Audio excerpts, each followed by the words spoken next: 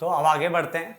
और इस चैप्टर में देखो दो टर्म्स आपको और देखने को मिलेगी जो कि आपको कहीं नहीं मिलेगी, इकोनॉमिक्स के अंदर ही मिलती है, कि आंतरिक परिसंपत्तियां यानी इनसाइड एसेट्स क्या होती है, और दूसरा भाई बोल दो या बाहरी बोल लो, है ना, परिसंपत्ति यानी आउटसाइड एसेट्स क्या होती है। तो पहले बात कर लेते हैं आंतरिक परिसंपत्तियों की, ठीक है। इस वीडियो को मैं अलग से भी डाल दूंगा, ठीक है, एक जगह पे इसी पोर्शन को जो है, ठीक है ना। तो आंतरिक परिसंपत्तियां क्या होती है, इसने बोला इसको इनसाइड एसेट्स बोलते हैं, ठीक है ना। तो उसने बोला यह वह परिसंपत्तियां होती है, यह वह परिसंपत्तियां होती है जो किसी व्यक्ति, किसी संगठन या किसी उद्यम यानी बिजनेस, है ना।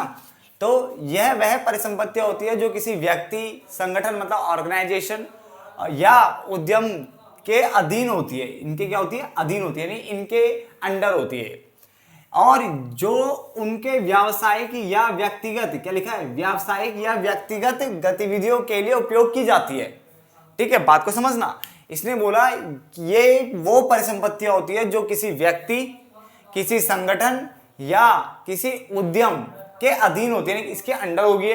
नंबर 2, और जो उनके व्यावसायिक या व्यक्तिगत या बिजनेस के लिए या पर्सनल वे में, ठीक है, उपयोग की जाती है। आगे लिखा है आंतरिक परिसंपत्तियों में मशीनरी आ सकती है, उपकरण आ सकता है, गोदाम में स्टॉक आ सकता है, आदि शामिल हो सकते हैं। क्लियर हो गया। पॉइंट नंबर 3, ये वे परिसंपत्तियां होती है जिनका निर्गमन मतलब होता है बेटा इशू करने वाले, ठीक है ना। तो इनको इशू करने वाले कौन होते हैं, निजी क्षेत्र वाले होते हैं, यानी कि इशू करने वाले निजी क्षेत्र द्वारा इनको इशू किया जाता है।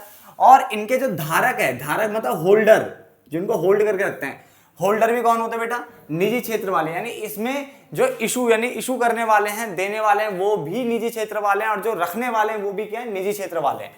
क्लियर हो गया।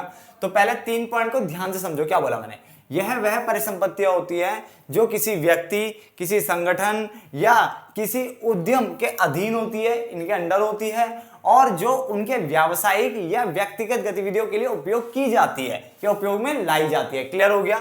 आंतरिक परिसंपत्तियों मशीनरी, उपकरण, गोदाम में स्टॉक आदि ये शामिल हो सकते हैं।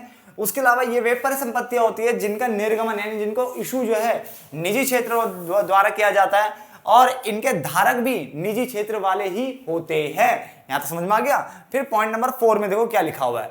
पॉइंट नंबर 4 में लिखा हुआ है कि इसके अंतर्गत अगर देखा जाए तो घरेलू अर्थव्यवस्था में कीमतें बढ़ने पर, अगर घरेलू अर्थव्यवस्था में कीमतें हाई हो जाती है, इंक्रीज हो जाती है, पर तो कीमतें बढ़ने पर धारकों की, धारक मतलब जो होल्डर है, तो धारकों की व्यावसायिक संपत्ति का मूल्य क्या होता है, कम हो जाता है। सपोज करो मैंने कोई एसेट्स होल्ड कर रखी है, ठीक है ना, तो अगर घरेलू अर्थव्यवस्था में कीमतें बढ़ जाएगी तो इनकी जो संपत्ति का मूल्य, इनके पास पहले से संपत्ति पड़ी है, इनका मूल्य क्या हो जाएगा, डाउन हो जाएगा।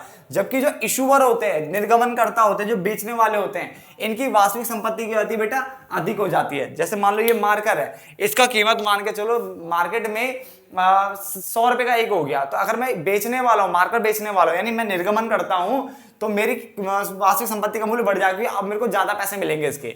तो निर्गमनकर्ता के लिए तो कीमतें बढ़ना अच्छी चीज है, यानी एक तरह से बोलूं तो बेचने वाले के लिए कीमतें बढ़ना अच्छी चीज है कि उसको ज्यादा पैसा मिलता है, बट जो रखने वाले बेचारे उनकी बैंड बच जाती है। तो धारकों के लिए ये क्या लिखा हुआ है, इनकी वास्तविक संपत्ति का मूल्य क्या होता है, कम हो जाता है, इनके लिए अच्छा नहीं है। निर्गमनकर्ताओं के लिए ये पॉइंट अच्छा ही आ रहा है, कीमतें बढ़ने वाला। समझ में आ गया। फटाफट से नोट डाउन कर लो, उसका सेकंड पार्ट भी कर लेते हैं जो बाय वाला है, जल्दी नोट डाउन करिए। अब आगे देखिए, हमने इनसाइड एसेट्स के बारे में जान लिया, अब हम आउटसाइड एसेट्स की बात कर लेते हैं, ठीक है, फिर ये टॉपिक भी खत्म हो जाएगा, ठीक है ना। इसने बोला बाहरी परिसंपत्तियां या बाह्य परिसंपत्तियां क्या होती है, यानी आउटसाइड एसेट्स क्या होती है। तो उसने बोला यह वह परिसंपत्तियां हैं जो किसी व्यक्ति यानी इंडिविजुअल, ठीक है ना, दूसरा संगठन, ठीक है, ऑर्गेनाइजेशन, तो यहाँ पे पर्सन आ गया, यहाँ पे आपका ऑर्गेनाइजेशन आ गया, या उद्यम, ठीक है, के नियंत्रण के बाहर होती है। किसके नियंत्रण के बाहर है। इससे पहले वाली क्या थी, नियंत्रण के अधीन थी, उसके अंदर थी, ये नियंत्रण के बाहर है, और जिन्हें उनके व्यावसायिक यानी बिजनेस के लिए या व्यक्तिगत गतिविधियों में सहायता के लिए उपयोग नहीं किया जा सकता। जबकि जो आंतरिक वाली होती है उनको निजी उपयोग के लिए, व्यवसाय के लिए, व्यक्तिगत के लिए आप कर सकते थे उपयोग, बट ये नहीं कर सकते। तो यह वह परिसंपत्तियां हैं जो किसी व्यक्ति, संगठन या उद्यम के नियंत्रण के बाहर होती है, और जिन्हें उनके व्यावसायिक या व्यक्तिगत जो गतिविधियों में सहायता के लिए उपयोग नहीं किया जा सकता। यहां तक समझ में आ गया। आगे लिखा है इसमें आमतौर पर स्थायी परिसंपत्तियां आती है बेटा, जैसे जमीन, बिल्डिंग, ये इसमें आमतौर पर स्थायी आती है। बट इसके अलावा सोना, इन सब ये भी आ जाता है, सोना, शेयर मार्केट में इन्वेस्टमेंट, ये सब भी इसमें आ जाता है वैसे देखा जाए तो। बट देखा गया है कि जमीन, बिल्डिंग, इस टाइप की चीजों को यहाँ पे लेते हैं। इसके अलावा अगर आप लिखना चाहो तो सोना, जो कि स्थायी नहीं है बट फिर भी इसके अंदर आ जाता है, सोना हो गया, शेयर मार्केट में जो इन्वेस्टमेंट है वो आ जाती है, ठीक है ना, शामिल हो सकते हैं। आगे लिखा हुआ है ये वे परिसंपत्तियां होती है जिनके धारक यानी जो होल्डर है, होल्डर निजी क्षेत्र के लोग होते हैं। तो वहां पे भी पहले वाले में भी धारक क्या थे, निजी क्षेत्र के लोग थे। मगर यहां लिखा है किंतु इनके निर्गमन करता यानी जो इशूअर है, उस वाले में क्या था, इशूअर वो भी निजी क्षेत्र के थे, दोनों निजी क्षेत्र से थे। बट यहां पे निर्गमन करता या तो सरकार होगी या कोई विदेशी एजेंट यानी फॉरेन एजेंट हो सकता है, फॉरेन सेक्टर के अंदर का आदमी हो सकता है, बाहर का बंदा, ठीक है ना, हो सकता है। तो ये वे परिसंपत्तियां जिनके धारक तो निजी होते हैं किंतु इनके निर्गमन करता यानी जो इशूअर होते हैं वो सरकार या कोई विदेशी एजेंट हो सकता है। समझ में आ गया।